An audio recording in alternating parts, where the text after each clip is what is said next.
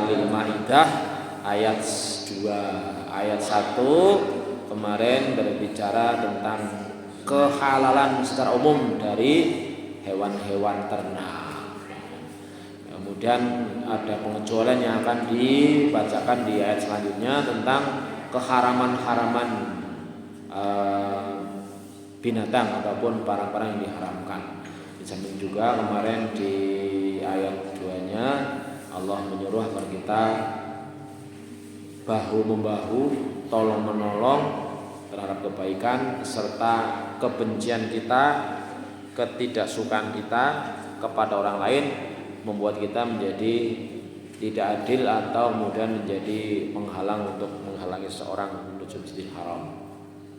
Karena kalau kita bicara tentang fakta, kenyataan, walaupun orang sebaik apapun, kita menungsa sing paling apik sedunia sinten? Rasulullah kan? Manusia terbaik sedunia itu Rasulullah. Wonten sing sengit mboten? Ada. Jadi niku perlu dipun pahami dening kita masing-masing. La yakhlul mar'u min wadudin yamdahu aw aduwin yaqdahu. Meskipun itu mungkin sekenes hadis ya, tapi maknanya sangat sesuai dengan keadaan. Sing jenenge wong mbok kaya ngapa apik kae ya ana sing ora seneng. Sebaiknya elek kaya ngapa ya ana sing seneng. Minimal balane. Niku kan. Bolehnya kita dalam posisi yang baik kok kemudian dicela, diwadani, diomong, dilawer-lawer ya dimaklumi saja. Jangan terlalu diambil hati. Ini larat dewek hatine. Ini gara ya sirik ada muat, tapi kadang-kadang ada yang orang mungkin ya bahasane yang jenenge ngomong dan nanti sangkem ya. Gitu. Kula sering memotivasi diri dan orang lain. Kalau kita sudah di posisi yang baik, berusaha dengan baik, niatnya baik, kemudian ada orang yang nggak suka yang kemudian mesti akan madani, akan mencaci, mencela, nggak usah terlalu diambil hati. Ini juga nih di kalangan ibu-ibu, di kalangan ini kita di lingkungan masjid sekerame, gara-gara konkurunan selawai mau persiapan 17.000 dan sebagainya. Ya prinsipnya ya tentu kita berusaha untuk baik. Tapi ketika sudah baik berusaha dan ada orang yang nggak suka, ya kita maklumi. Memang kita diperintahkan supaya saling nasihat menasihati tentang kebaikan dan kebenaran serta kesabaran. Kemudian juga kita diminta untuk saling menolong dalam kebaikan. Jangan tolong menolong dalam hal ketakwaan, dalam hal permusuhan. Jadi karena musim bahasa Jawa ini jadi kompornya aja tambah dibakar tambah gede, dia ayam-ayam. Kan kompor kan perlu. Kalau nggak ada kompor ya susah masaknya. Tapi kan ada kompor kegedean akhirnya kayaknya keseng. Nah itu jadi diadem-ademi. Oke, kita lanjutkan kajian kita ke ayat yang ketiga tentang masalah pengharaman sesuatu. Jadi memang dalam menghadapi hukum-hukum Allah yang perlu kita pemahaman dasarnya bahwa Allah itu hanya menghendaki menginginkan kebaikan kepada kita. Dalam arti apapun aturan Allah itu bukan untuk kepentingan Allah. Sedunia wong kafir kabeh ora sing gelem salat ora rugi Gusti Allah tentu. Sehingga pun ngantos kita merasa bahwa kita beribadah untuk karena men Gusti Allah tambah hebat ya udahlah. Atau sebaliknya ketika kita tidak melakukan peribadatan kemudian kayu Gusti Allah dikawusi kamus Gusti Allah yang ora salat. Loh, apa ruginya, apa kepentingannya? Untuk semuanya untuk kepentingan kita sendiri dan Allah tidak berbuat zalim kepada seorang hamba. Tapi memang kita untuk memahami bahwa Allah itu punya dua sisi yang dulu pernah disinggung, sisi kelembutan dan sisi ketegasan. Jadi Allah maha pemaaf, tapi juga Allah maha tega. Kalau dimaafkan orang geleman itu perempuan yang ngono kayak gitu. Kalau Allah maha kuasa kita tidak bisa mendikte. Itu dongane kemudian acak aja ya Gusti Allah ya nggak bisa lah. Ini gara-gara Nabi Adam sih lah. gara-gara nyala Nabi Adam Gusti Allah dene ndadaku nang surga pe dadak ora uli mangan kuldi. Ya enggak, pokoknya Allah Maha Kuasa ya terserah Allah. Tetapi di sisi lain juga Allah menyatakan Allah tidak mungkin berbuat dolim gitu. Jadi kalau apa-apa kita tidak boleh menyalahkan Allah gitu. Nah, kita baca ayat yang ketiga. Monggo dibuka, kita baca bareng-bareng. A'udzu billahi minasyaitonir rajim. Bismillahirrahmanirrahim. Hurrimat alaikumul maitatu waddamu wa lahmul khinziri wa ma uhilla li ghairillahi bih.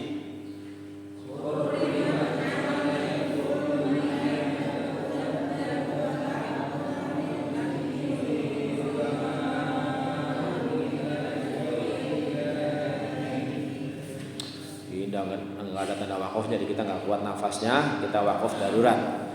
Hurrimat alaikumul maitatu waddamu wa lahmul khinziri wa ma uhilla li ghairillahi bih.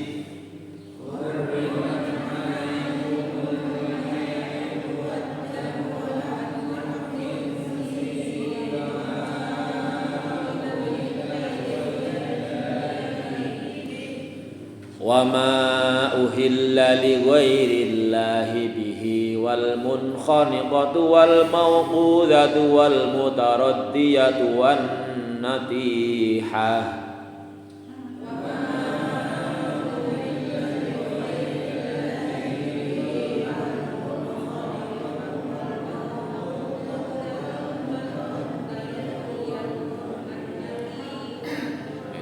Tak marbutoh berhenti bersuara ha. Wa ma uhilla li ghairillahi bihi wal munkhaniqatu wal mawqudatu wal mutaraddiyatu wan natihah.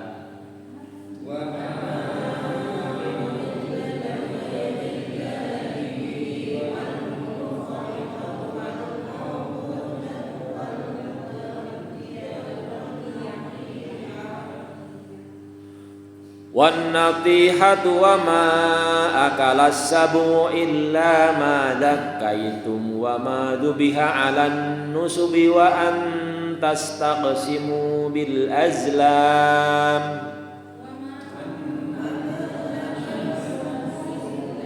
Ayo wan natihah mangke niki wonten tanda pokoknya mboten?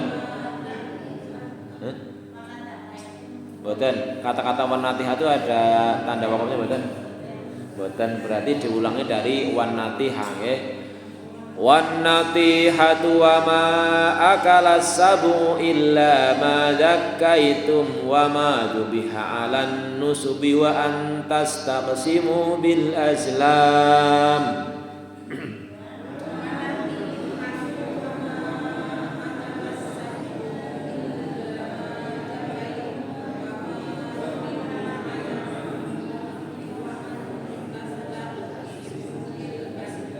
Atau apa pada kata madaka itu ada tanda wakafnya nopo koslang. Oh nggih, okay. Kita berhenti di kata-kata madaka itu karena ini di ayat di laptop dan di kitab yang saya baca tidak ada tanda wakafnya, tapi kita ambil yang karena waktunya panjang ayatnya. Boleh kalau ada yang berdebat pakai koflam berarti al waqfu aula, berhenti lebih utama, maka berhenti pada kata madaka itu ya. Kita ulangi lagi.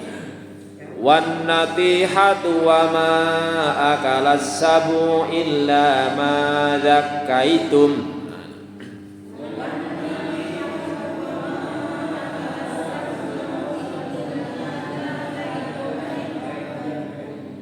wa ma dubiha 'alan nusubi wa an tastaqsimu bil azlam.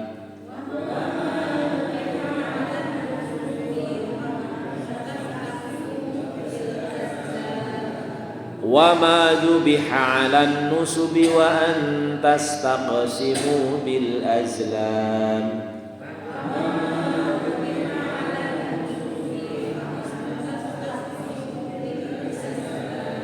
Dzalikum fisq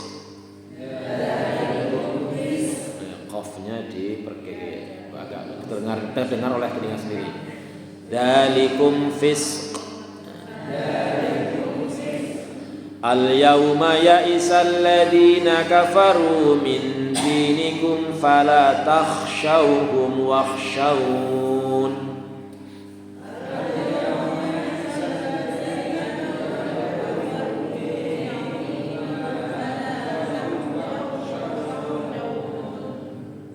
Al-yawma ya'isal ladina kafaru min dinikum fala takhshawhum wakhshawun.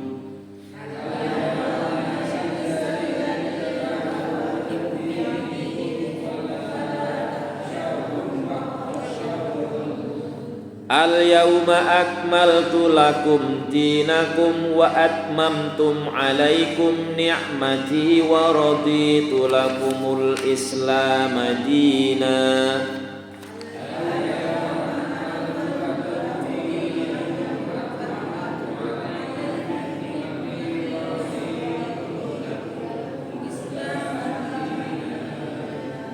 Al-yawma akmaltu lakum dinakum wa atmamtu alaikum ni'mati wa raditu lakumul islam dina.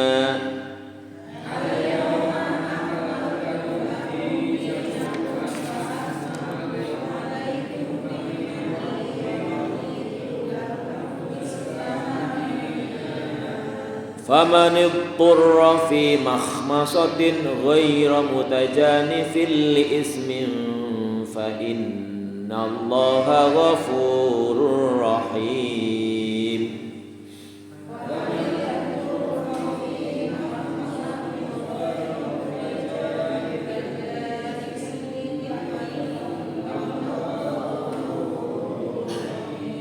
Faman turra fi makhmasatin ghayra mutajanifin li ismin fa innallaha ghafurur rahim.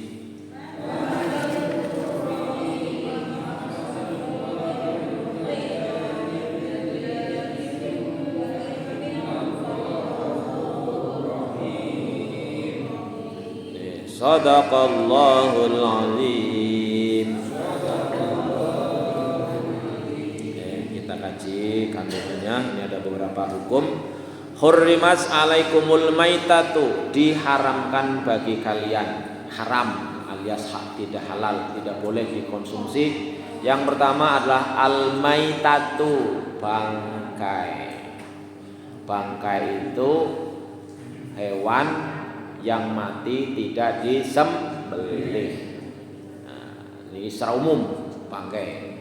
Tapi di al-hadis ada yang menjelaskan bahwa bangkai itu haram kecuali, nah ada kecuali bangkai ikan dan belalang. Artinya kalau yang misalnya kayak di kolam lelenya mati wis ya bisa aja dimakan. Jadi ada pengecualian. Jadi karena memang dalam mengambil hukum kita tidak bisa lepas dari Al-Quran dan As-Sunnah atau hadis. Jadi yang perlu dipahami, hadis itu tidak mesti hanya ucapan Rasulullah. Hadis itu ada hadis qauli, ada hadis fi'li, ada hadis takriri. Jadi yang disebut dengan hadis itu adalah ucapan, pekerjaan dan persetujuan Rasulullah. Jadi ucapan Rasulullah qala Allah Ta'ala, qala Rasulullah itu berarti hadis ucapan. Tapi kalau misalnya kayak sallu kama ra'aitumuni usolli, kamu salatlah seperti aku salat. Salat itu gerakan-gerakan, itu berarti hadis fi'li pekerjaan. Kemudian ada lagi yang Rasulullah tidak mengucapkan, tidak melakukan, tetapi membiarkan, itu juga termasuk hadis. Jadi di sini diharamkan oleh atas kalian bangkai, wadamu, darah. Jadi cara wong Jawa ada sebut didih napa nggih. Mungkin biyen ana wong sing nyembelih wedhus darahnya diadangi napa dimakan, itu enggak boleh, haram. Walahmul khinzir, daging babi. Walaupun itu babi hutan apa babi apa, pokoknya babi lah. Wa ma uhilla, dan sesuatu atau hewan yang disembelih li ghairillah, untuk selain Allah. Jadi meskipun menyembelihnya si nyembelih wong Islam ya bismillah, tapi kalau tujuannya niatnya nggo sajen umpamane gampangane lah, nah itu juga menjadi haram. Ya apalagi si nyembelih itu wong Islam gitu, tidak dengan cara Islami gitu. Dan sembelihnya orang non muslim juga termasuk haram. Wal munkhaniqatu, dan binatang yang tercekik umpamanya ana wedhus dijeritan gubet akhirnya kecekik lehernya mati urung disembelih, itu menjadi termasuk haram dimakan. Meskipun isi anget iku nembe mati. Enggak boleh kendat. Ya kecekik ya baik kendat apa memang udah cekek. Wal munkhaniqatu, kemudian juga wal mauqudatu, yang mati dipukul. Itu kan dulu atau mungkin ya berlaku di masyarakat, ada katanya men enak malah orang disembelih tapi digebuki nanti mati. Ada juga tuh, ada orang mungkin makan daging anjing apa ya gitu. Ya kan katanya ada orang kalau daging anjing itu biar enak jangan disembelih tapi digebuki nanti mati, wah dikarung itu. Nah, itu ada yang gitu kan. Kemudian wal mutaradiyatu, yang terjatuh. Nah, misalnya kalau apa nih ya mungkin aja kalau misalnya di daerah Timur Tengah dulu atau di daerah-daerah lain ada yang ya di Indonesia juga bisa saja, misalnya ada kambing kemudian dari jurang tiba mengisor ke watu mati, itu terjatuh, itu juga menjadi haram dimakan. Kemudian wan natihatu, yang keseruduk. Ya, misalnya wedhus gelut panono atau siji mati, itu juga termasuk yang haram. Wa ma akala sabu'u, dan binatang yang dimakan oleh binatang binatang buas, illa madzaqatum, kecuali yang sempat kamu sembelih, itu boleh. Jadi nanti jangan berpikir kenapa haram kemudian berpikir-pikir babi sih nang apa ya haram ya, anak cacing pitane, itu nggak boleh begitu. Jadi cara memahaminya ya karena Allah melarangnya, Allah mengharamkan. Bukan karena ada cacing pita, ya bukan karena hewan paling jorok, pokoknya karena diharamkan. Karena nyatanya di dunia ini orang yang makan babi ya banyak banget, ya jutaan itu. Karena yang tidak makan babi kan ya orang Islam lah sama orang Yahudi katanya ya. Tapi kalau yang lainnya kan makan babi gitu. Malah mungkin katanya gitu, kayaknya enak banget apa ya, iwaknya dagingnya gember-gember ini orang alot, patut-patut gitu kan. Ya jadi kita bukan karena ada cacing pita, bukan, memang karena Allah mengharamkan, itu aja lah yang harus kita pahami. Dan memang di dalam beragama kita tidak pakai ukuran, tapi kayak aku sih ngelakoni gitu, ya memang begitu. Sehingga kita harus memahami, meyakini bahwa kita itu mestinya sebagai orang Islam bangga dan kepengen jadi kelompok yang tidak banyak. Aja kakek umum. Memang kita harus orang umum. Kadang-kadang kalau orang umum tergantung orang umumnya apa dulu. Orang umumnya pelit dong, jangan ikuti. Tapi kalau secara umum orang yang baik, orang bahkan yang bisa bersyukur, yang mau surga itu sedikit. Coba kita hitung secara matematis. Penduduk dunia kurang lebih 6 miliar lebih lah. Siki wong Islam mau pira? Kan orangnya separone. Iya kan? Orang Islam diberikan 1,5 miliar. Lah seberapa-berapanya itu? Apa ada separohnya? Enggak ada.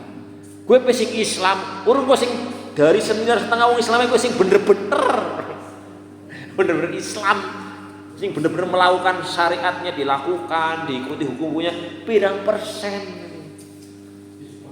Gini, jadi kadang-kadang umur kita nanyong orang kepenak akeh pada kayak nanyong ya bismillah lah pokoknya ngasih gigi anu apik walaupun orang umum men, contohnya kondangan aja catet. Oke, orang pendarah itu orang pendarah lah pokoknya. Jadi tapi kita harus itu. Jadi Allah SWT jawab tadi, orang yang mampu banyak syukur ya cuma sedikit. Memang iya. Coba saja wingi luar takon, "Ki masjide gede ya, ki ngger subuhan kebok." Kebok wis. Ya kan yang subuhan juga sedikit di masjid kan. Nah, gitu ya, berbahagialah orang-orang sedikit. Bahkan doa Rasulullah, Allahumma ij'alna minal qawli, ya Allah jadikanlah kami orang-orang yang sedikit. Mulai panjenengan enggak dianggap orang umum, lihat dulu orang umumnya apa gitu aja. Ampun karena kebanyakan ya secara umum itu. Jadi kalau orang yang makan babi ya bermiliar-miliar orang gitu. Bahkan orang Nasrani juga menganggap tidak haram, apalagi kemudian mungkin juga dulu di kitab sucinya berbunyi babi terus dirubah men kena mangan babi enak dirubah jadi babi hutan. Kan beda ya. Babi niku sing kulitnya dan pink gitu kan. Dari babi hutan kan celeng ireng. Kok kita jadi babi itu bukan hanya babi hutan, pokoknya babi gitu loh. Tapi kemudian karena men bisa makan babi, makan enak, itu jadi kita dirubah jadi babi hutan. Nah, itu khinzir itu babi. Wa ma uhilla lillahi dan yang disembelih bukan karena Allah. Jadi sekali lagi meskipun yang menyembelih itu orang Islam dengan cara yang Islami, tapi kalau tujuannya untuk yang bukan Allah karena Allah, ya kulo masih mempertanyakan. Misalnya sedekah bumi, sedekah laut, gue termasuk apa orang? Iya, sedekah laut laut bumi. Yang pastilah pokoknya orang bertakwa itu diperintah kon ngati. Takwa itu hati-hati gitu. Kan sudah dijelaskan dalam hadis innal halala bayyinun. Sing halal ki wis genah.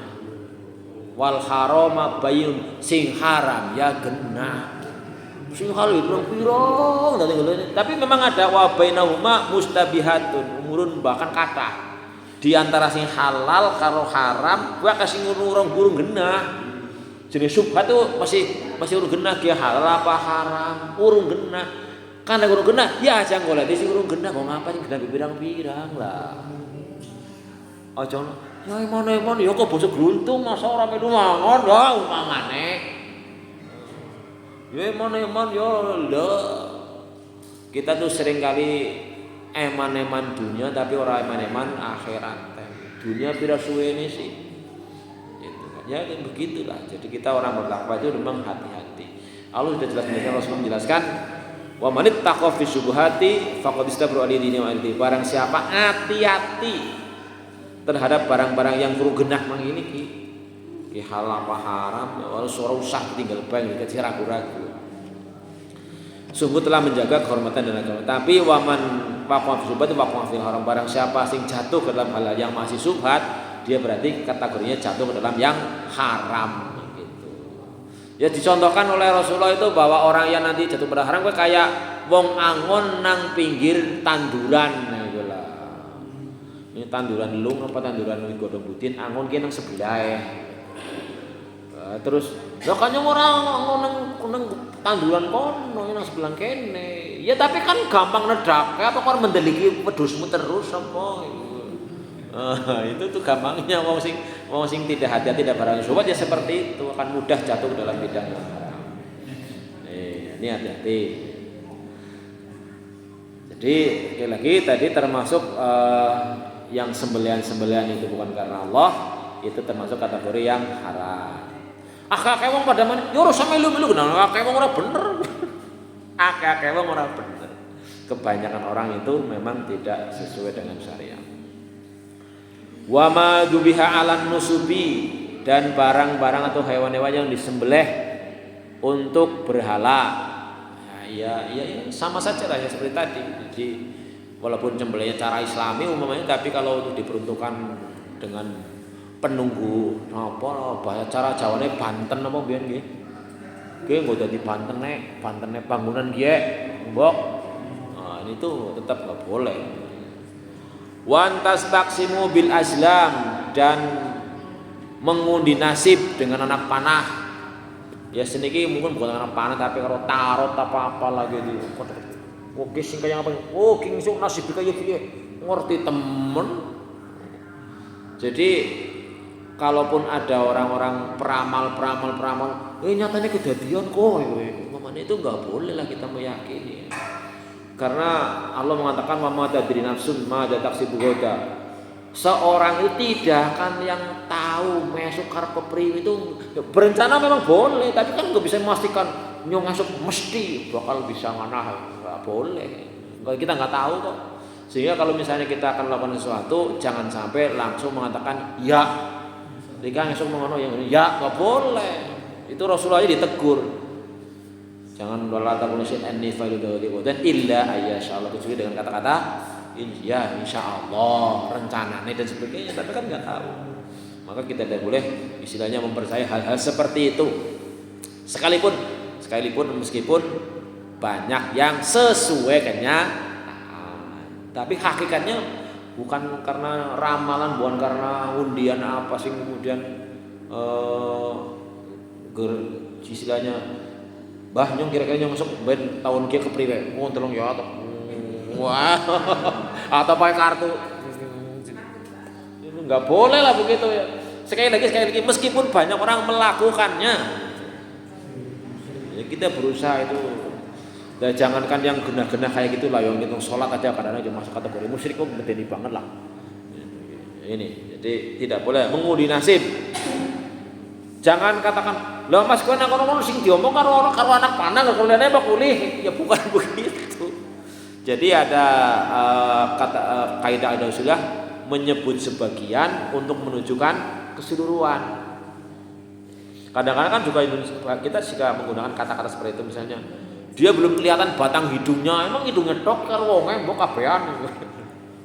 Atau misalnya kita kan sering menyebut kayak ini nyembelih wedhus pira nang masjid 5 ekor sapi, emang ekor etok ya kan semua badannya. Dalam arti kaidah usulnya itu yang disebut sebagian tapi maksudnya secara keseluruhan. Maka tidak untuk semuanya menyembelih 5 ekor sapi ekor etok ini disebelah beda wae ora. Itu bahasa. Jadi Islam atau Al-Qur'an juga seringkali dzikrul ba'd wa iradatul kul, menyebut sebagian tapi yang lainnya tidak boleh. Berarti kayak tadi tidak boleh mengundi nasib pakai apa ini ya tidak boleh mengundi nasib lah gitu. Artinya kita tidak tahu akan seperti apa. Tapi kalau namanya bercita-cita boleh saja, berkeinginan boleh, tapi tidak boleh memastikan. Dzalikum fisq, yang demikian itu adalah termasuk kefasikan. Kefasikan itu ya berarti mengandung dosa gampangnya lah. Bahkan kalau disebut dengan orang-orang yang fasik itu orang-orang yang bahasanya kayak orang dolim lah, ngerti apik ya bobong ngelakoni, ngerti ada ya terapas baik. Nah itu manusia begitu. Al yauma ya'isal ladina kafaru min dinikum, pada hari ini orang-orang kafir telah berputus asa terhadap agamamu. Jadi kalau mempelajari riwayat Rasulullah SAW dalam berdakwah itu kan turunnya surat Al-Kafirun, Qul ya ayyuhal kafirun, itu kan awalnya orang-orang musyrik Quraisy itu telah melakukan berbagai upaya dari yang sangat halus sampai yang sangat kasar untuk mempengaruhi agar Rasulullah tidak menyampaikan dakwah Islamiyahnya. Pertama dari menawarkan menawarkan Rasulullah jenengan gue Rasulullah Muhammad gue kayak gue mulang-mulang gue ngacak-ngacak gue kok pengen apa jane sih, pengen jadi wong sugih apa wis ngesuk keturunan lah. Wah, dari wong sing paling sugih nang kene, tapi ora usah ngacak-ngacak wong maning. Apa kepengin duwe bojo sing ayu, ora usah Mekah golek sing paling ayu kowe lah.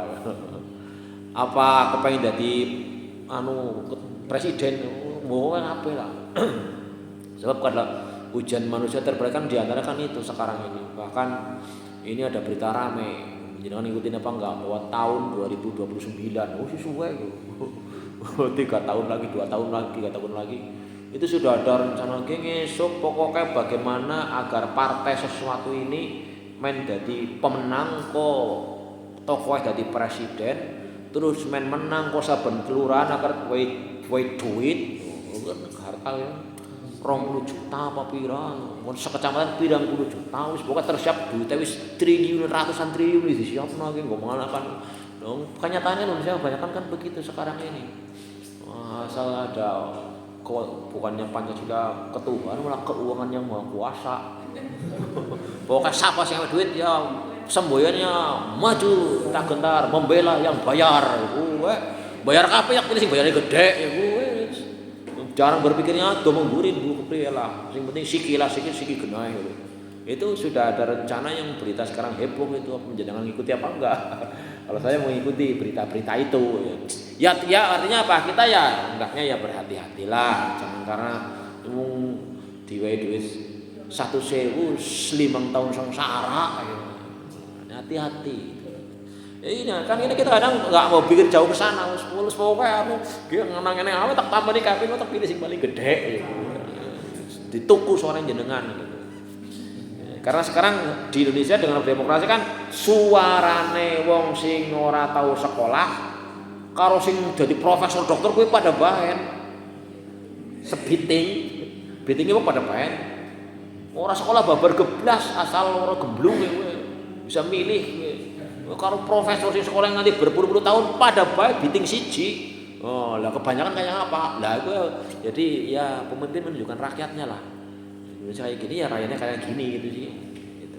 Maka dulu ada cerita yang bagus ketika Ali bin Abi Thalib ya ditegur sama orang lain. Zaman Abu Bakar, zaman Umar, zaman Utsman, rakyat umat Islam jangan main kondisi ini. Zaman kaya rika sikit jangan wimbar dari ke dadi pemimpin. Kok dadi kaya iki negarane? Ali pinter jawabannya. Lah zaman Abu Bakar, Umar, Utsman, bok rakyatnya kaya nyong. Lah zamannya sih rakyatnya kaya kowe. Ayo, ya ora. Lagi kan? Ya iya itulah. Jadi malah bukan karena siapa rakyatnya kaya apa. Karuan zamannya Abu Bakar, Umar, Utsman, rakyatnya kaya nyong-nyong kabeh ya. Sejahtera, damai. Lah siki rakyatku kaya kowe kabeh. Kacau mbok uripe kok pada. Iya ngono. Ora kasar ngomong asem, malah kependung dewek. Hati-hati ger ngomong. Sekak mati istilah main sekak gitu. Ini zaman sekarang ya gitulah. Jadi kita jangan malah menyalahkan pemimpin, ya nyalahkan dewek. Milih siapa wingi? Lho nyong ora milih kae, tapi kan kebanyakan kan milih kae. Makanya kan ada Al-Qur'an tuntunan aja ngasih jenengan melakukan sesuatu yang kok akibatnya orang mung sing elektok sing bakal sengsara. Sing apik ki melu sengsara gitu loh. Ini bener-bener itu mestinya ya. Tapi belok gitu ki sing mau ben ono semiji senet tau lah sing ora mangene pirang-pirang lah ya perbae nang banget pok lah. Wis minimal ya berusaha lah, wis pokoke berusaha yang terbaik wis lah. Ternyata kemudian itu ada ayat itu pesan dari Allah wattaqu fitnatan la tusibanna alladziina zalamu minkum khassah. Jenengan hati-hatilah pada suatu fitnah yang tidak hanya menimpa sing dolim tok. Jadi kalau ada misalnya ada di masjid di kampung Tanjung Sari ini orangnya sejumlah 1.000 orang, sing apik mung 100, sing 100 elek. Lalu Gusti Allah menentukan azab beres melu mati kabeh. Kok jare nyong ora anu apik iki lho, nyong ora bakal kena. Yes. Melu kena kabeh. Memang ada yang bertanya lah kalau yang orang yang dosa kayak gue Allah samber Allah siksa wajar ya dipateni kabeh. Tapi sing urip sing anu main dari dipateni. Ya memang kalau Allah begitu kalau menyelesaikan persoalan orang dadak tuk siji subtite. Cuma nanti begitu dibangkitkan di hari kiamat ya nilainya beda gitu. Jadi walaupun orang kancane apik tetep apik lah. Ngotor mati ya mesti mati beko. Lho ya kan. Wong mati lagi sholat main banget itu ada dalam video. Iyalah Kak Imam masjid anu mati bareng imam salat subuh. Mok main banget. Kabeh ya arep mati. Aja kemudian lonyong matine ngomben-ben aja siki lah. Ya cara kula ya sing asal husnul khotimah kula gelem wae ngampuni berarti apa. Lah intinya seperti itu yang kita harapkan kan wala tamudun illa wa antum muslimun seperti itu. Jadi intinya tadi adalah kita tidak boleh apik dewek. Sing penting nyong apik orang melu liyane. Ya harus wajib berdakwah menyampaikan. Karena tadi ujian. Jadi pertama Rasulullah dibujuk berbagai macam. Kemudian setelah dibujuk begitu orang mampu, kemudian jangan orang mempan Rasul dibujuk karo harta, tahta dan wanita. Akhirnya terus apa iki lah, Mat. Yo mbok jenengan mbok ngajak-ngajak kok pada melu jenengan. Iki bae ya. Ya nyong gelem melu jenengan. Gantian tapi ya dong kan yo masa yo timbal balik lah. Nyong melu jenengan kok seminggu jenengan melu nyong iku. Wis ora kenal laku di rumah liatin. Terus akhirnya malah ada lagi yang turun dibujuk. Ya wis kowe lah. Nek kayak kowe jenengan yo ora gelem ya tolonglah kowe lah ayat-ayat sing kadang-kadang Madani dihapus lah aja diomong-omongno.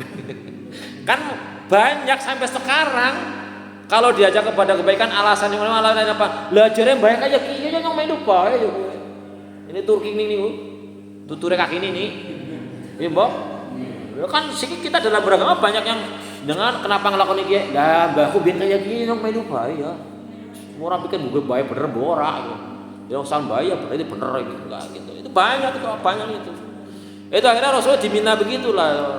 Muhammad gitu kowe sing gawe ngomong-ngomong kowe ayat ini kowe dihapus lah. Ngono. Ya dijawab maning nyong ora bisa ngapus, ora bisa nambah. Nyong manut maring sing diwahyukan maring aku.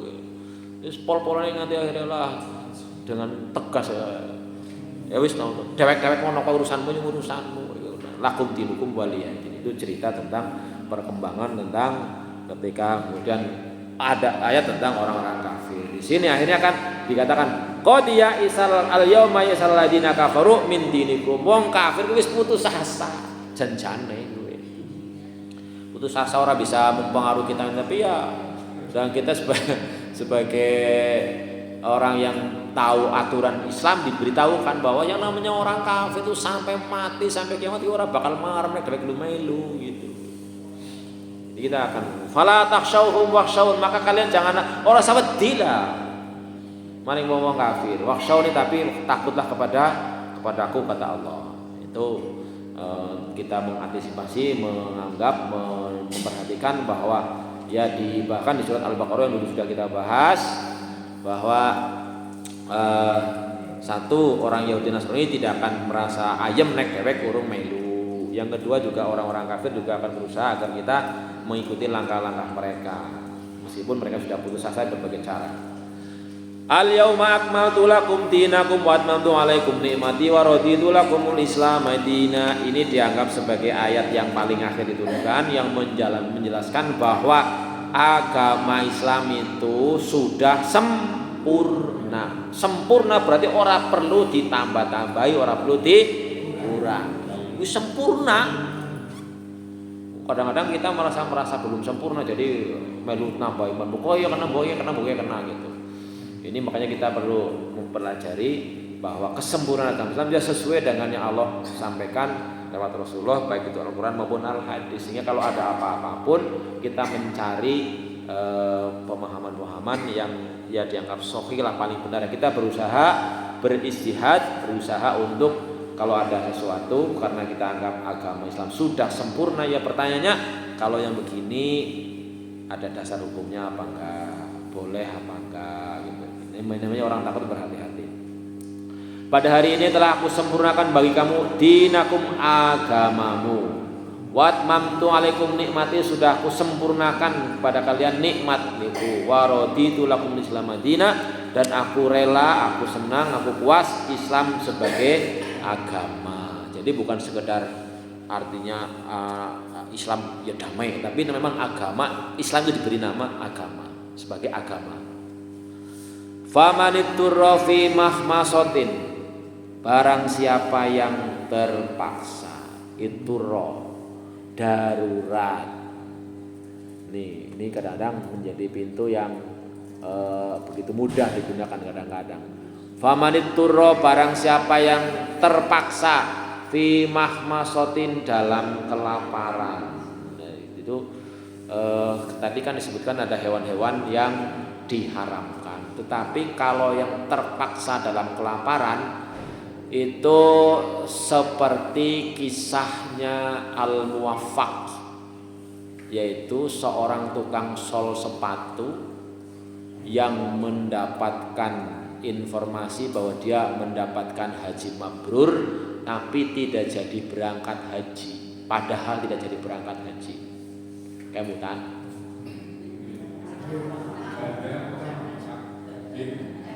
ngarang nggih sing ulangi malih.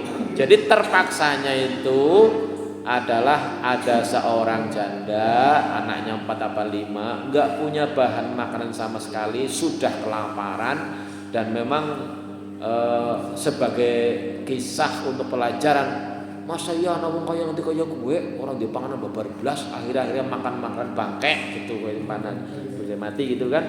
Ya karena terpaksa, karena memang orang yang baik itu kan orang yang ini kisahnya katanya menyembunyikan kefakiran orang, sudah kemudian gampang-gampang nembung utang. Kita bok nyorakan utang. Jadi indahnya Islam itu apa? Orang yang punya kelebihan suruh memperhatikan yang kekurangan.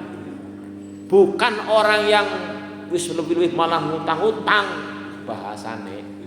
Jadi indahnya Islam itu kalau yang kurang itu menjaga marwahnya, kehormatannya, dia meneng bae. Tapi sing lebih ki kudune iki sing bantu. Makanya kan termasuk orang yang dianggap berdusta, pendusta dalam surat Al-Maun dalam hal agama, al-wala yahuddu ala ta'amil miskin. Ana wong ora ndek pangan kok nganti tanggane ora ngerti babar geblas. Ora gelem bantu lah itu.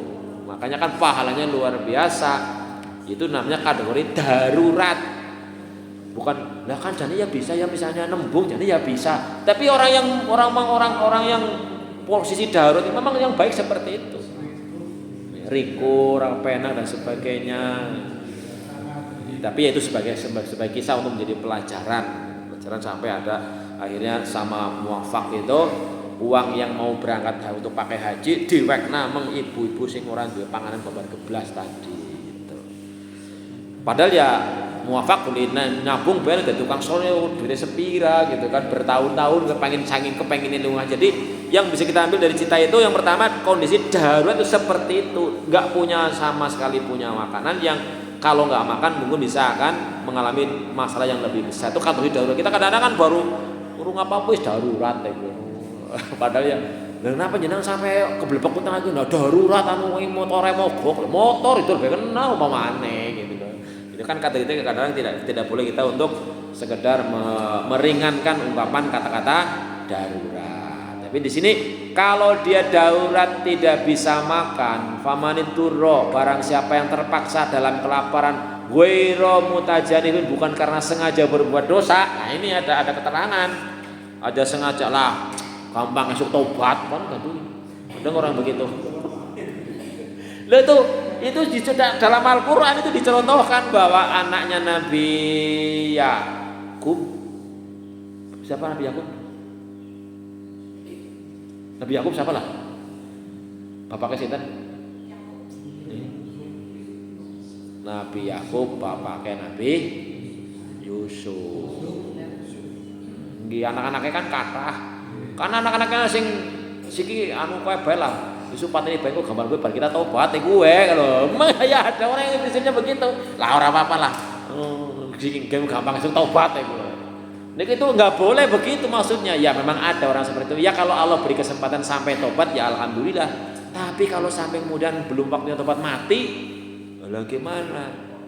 Sehingga sekali lagi tidak boleh kita yang masih muda ataupun masih merasa umurnya masih panjang sengaja berbuat salah dengan tekad lah nanti gampang tobat itu nggak boleh. Ya kita jangan disengaja ini untuk berprinsip seperti itulah.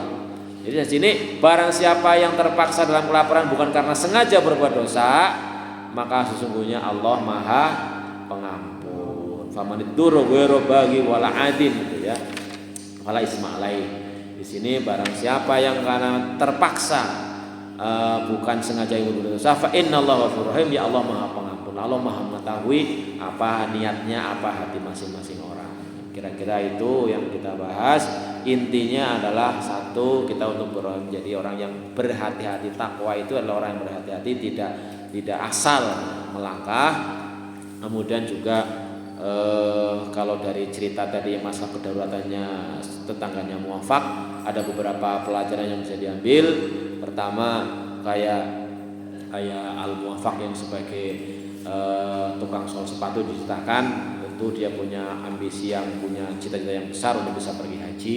Artinya bahwa siapapun merasa perlu berusaha untuk bahasa cara kolonnya mancing-mancing Gusti Allah lah, muka-muka yang bisa lunga kaji gitu. Syukur-syukur ya aja ngasih tua gitu. Mulai kula kados si Gleden tek sapa-sapa dit, kowe buka tabungan aja buka tabungan 1.000 beulih. Nyet kowe duite. Gori ya udah tutup lah mangate wis awan kono.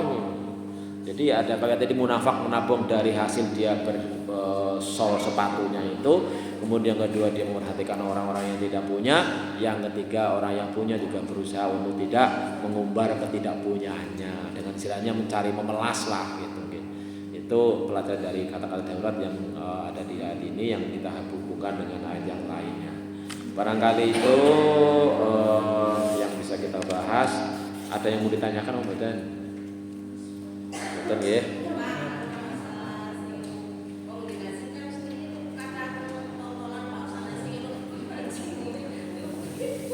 Mancing.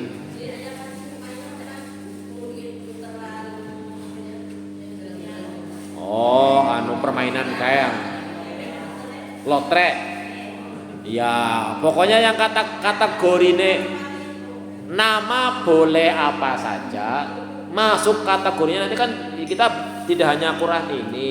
Nah, di antaranya kalau yang terkait dengan masalah judi itu ada yang lain, bahwa judi innamal khamru wal maisir wal ansub wal azlam min amali setan. Syaitan itu juga diharamkan. Jadi yang namanya judi apapun jenisnya, nek wong ngenteni judi apa bisa dijudi. Ayo siki kaya anak tekek jajal.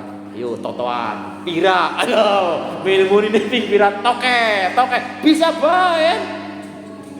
Jadi bukan masalah kene apa undian kayak apa ini, bukan itu. Kategori ini judi atau bukan gitu kan, yang perlu dipertanyakan itu. Kalau judi pasti haram apapun namanya, termasuk minuman keras apapun namanya. Namanya apa baik bisa gawe dewek kan nama topi miring.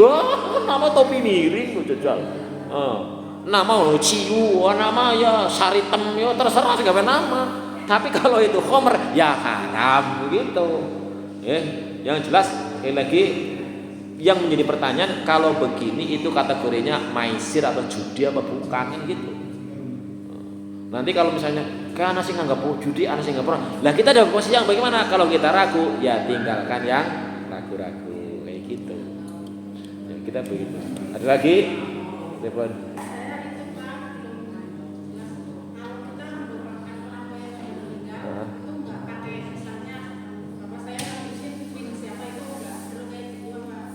Ya enggak harus, kan ada Allahumma firli wali walidayya warhamhuma. Kamu kan enggak disebut nama di situ.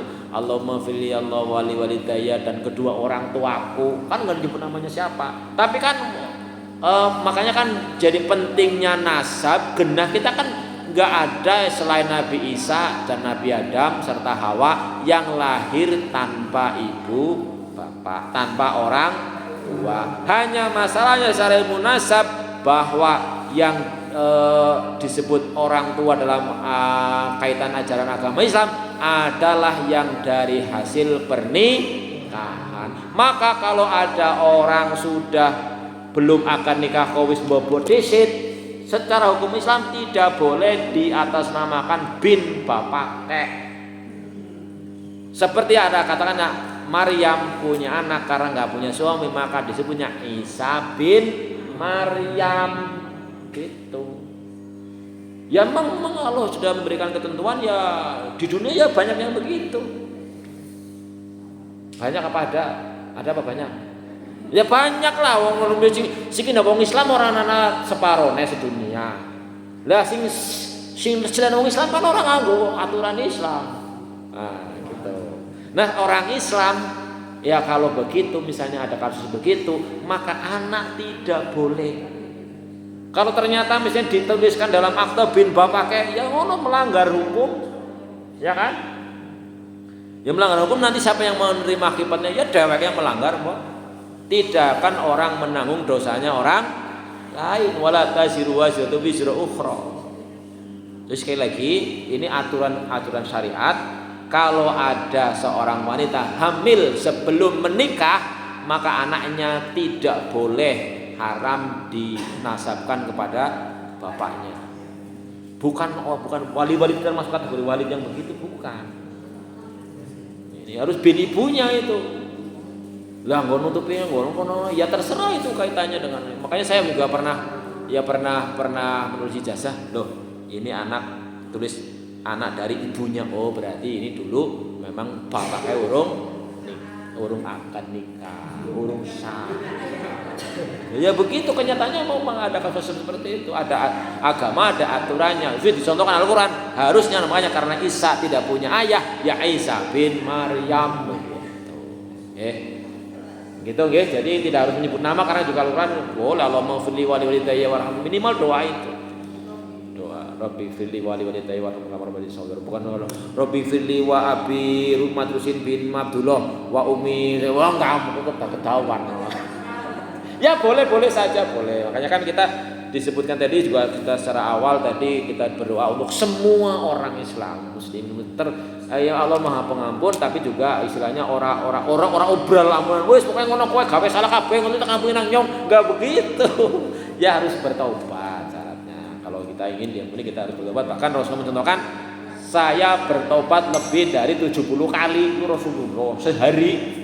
Kita berapa kadang astagfirullah sebentar banget rasane gitu kan. Ya, makanya minimal astagfirullah berapa kali. Begitu yang bisa saya jelaskan, mudah-mudahan bisa diberikan manfaat. Yang benar semata-mata dari Allah Subhanahu wa taala, seluruh kekurangan dan saya pribadi mohon maaf. Kita akhiri dengan doa kafaratul majelis. Subhanakallahumma wa bihamdika asyhadu an la ilaha illa anta astaghfiruka wa atubu ilaik. Assalamualaikum warahmatullahi wabarakatuh.